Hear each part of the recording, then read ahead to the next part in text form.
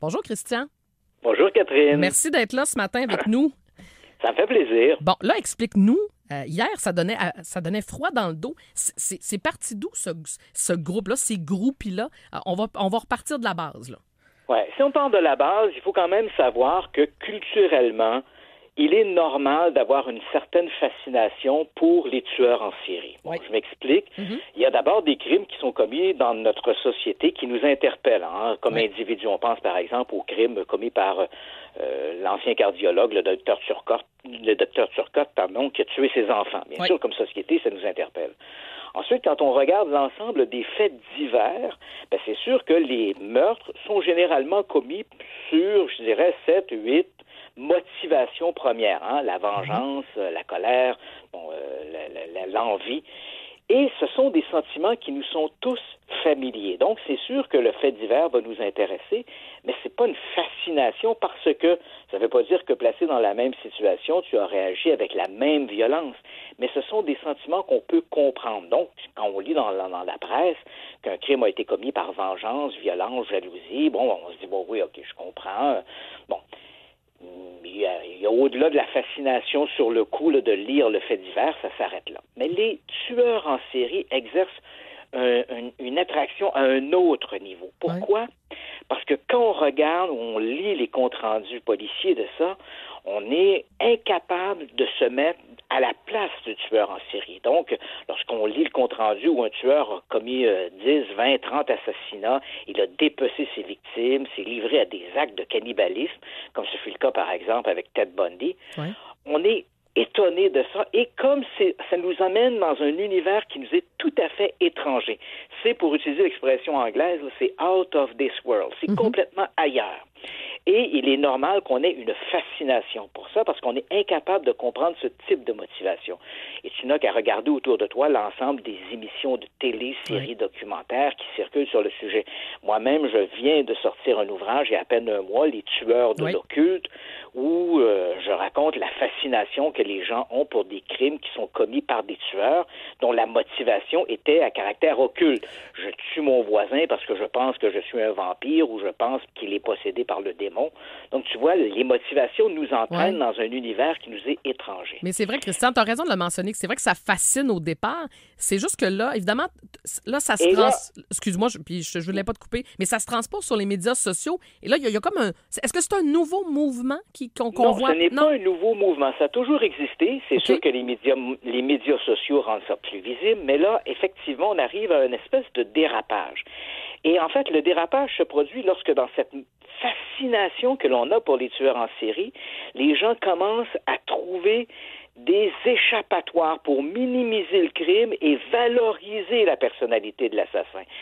Dans les faits, bien sûr, on peut comprendre le fait que la plupart des tueurs en série ont grandi, évolué dans des milieux socio-économiques difficiles, des cellules familiales dysfonctionnelles. On peut comprendre ça. Ça nous aide à mieux comprendre le crime, pas à l'excuser. Pour un avocat, ça peut servir, bien sûr, de circonstances atténuantes au moment du châtiment. Mais encore une fois, ce n'est pas une façon d'excuser le crime.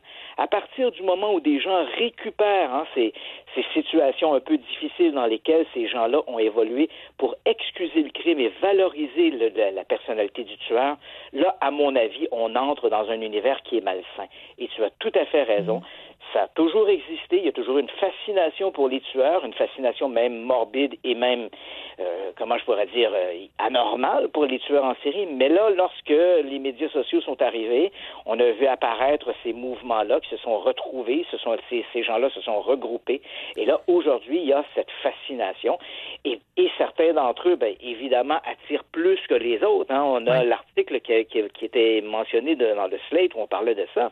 On évoquait notamment beaucoup Richard Ramirez. Mais il faut savoir que Richard Ramirez, on faut se replacer, on nous ramène au milieu des années 80, il va être accusé de 13 assassinats dans la grande région de Los Angeles et de San Francisco. On le surnommait le tueur, le rôdeur de la nuit, de Night Stalker. Et ce type-là était un adepte des sciences occultes. Donc, c'était un toxicomane. Il entrait dans les domiciles, assassinait les gens. Écoute, c'est un peu sordide, par exemple. Il assassinait des couples, assassinait d'abord le mari, violait la femme devant le cadavre de son mari, lui demandait d'implorer le diable à la dernière minute, et ensuite il l'égorgeait. Et après quoi, il prenait du sang, faisait des pentagrammes sur les murs, laissait des messages à l'attention des policiers. Donc, tu vois, c'était tout à fait sordide. Absolument. Et lorsque Ramirez va se faire arrêter, c'est un individu, hispanique. Il y a l'étoffe, hein? Mais au moment où on l'arrête, ça paraît pas. Hein? Il y a les cheveux un peu bouclés, il y a un caractère un peu hispanique, on l'arrête, mais il y a une très mauvaise dentition. Au moment de son arrestation, une mauvaise dentition. Une fois incarcéré en prison, il va se refaire entièrement la bouche, hein, grâce au service de l'État. Et là, il va se laisser pousser les cheveux et il va réussir à convaincre le juge qu'il doit porter des lunettes fumées durant son procès parce que la lumière l'incommode. Et là, écoute, on a un personnage qui est complètement transformé. Lorsque Ramirez arrive devant le tribunal, il a un look à la Antonio Banderas. Ouais. Il est beau. C'est un très bel homme. Et là, durant le procès, il jette des regards lascifs un peu en direction de l'assistance. Écoute, la fascination de Ramirez est telle qu'il va, une fois son procès, une fois accusé et condamné à mort, il va épouser un membre du jury. Tu peux le croire? Non, écoute, c'est une histoire rocambolesque. Et de là aussi, puis on va terminer là-dessus, malheureusement, Christian, le temps file un petit peu, mais donc de ces regroupements, de ces killers groupies, là, qu'on retrouve entre autres sur Twitter. Donc les jeunes femmes qui ont une fascination, qui repartagent des photos de leurs criminels préférés. Et Ramirez, d'ailleurs, est ciblé à plusieurs reprises. Absolument. Et là, Ramirez, il épouse une membre du jury qui ne pouvait certainement pas nier qu'elle n'était pas au courant de ses crimes. Hein. Elle est tombée en amour avec lui. Et on a plein de tueurs qui vont développer éventuellement des échanges épistolaires avec des femmes. Les femmes vont leur envoyer des photographies d'elles-mêmes, soit nues ou dans des positions ou dans des vêtements excessivement suggestifs. Il y a cette fascination. Et là, ça devient un peu morbide.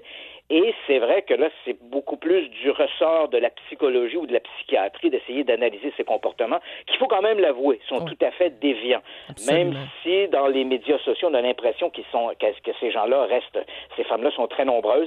C'est vrai qu'elles le sont sur le nombre, mais ça reste heureusement un phénomène marginal. Christian, c'est toujours intéressant. Un gros merci d'avoir été là avec nous. Je rappelle le titre de ton livre qui vient tout juste de sortir. Il y a de cela à peu près un mois et demi, début septembre. Un mois, le 11 septembre, en fait. Exactement. Ça s'invente pas une date comme celle-là. Non, ça s'appelle Les tueurs de l'occulte. Alors, on va se procurer ça. T'es toujours le bienvenu, Christian. Merci d'avoir été là ce matin. Ça fait plaisir. Bon matin. Merci, bye-bye. Christian Page, fascinant. Je vous le dis, là, moi, je l'écoute. Je pourrais l'écouter pendant des heures. Enquêteur du paranormal, auteur de plusieurs livres, dont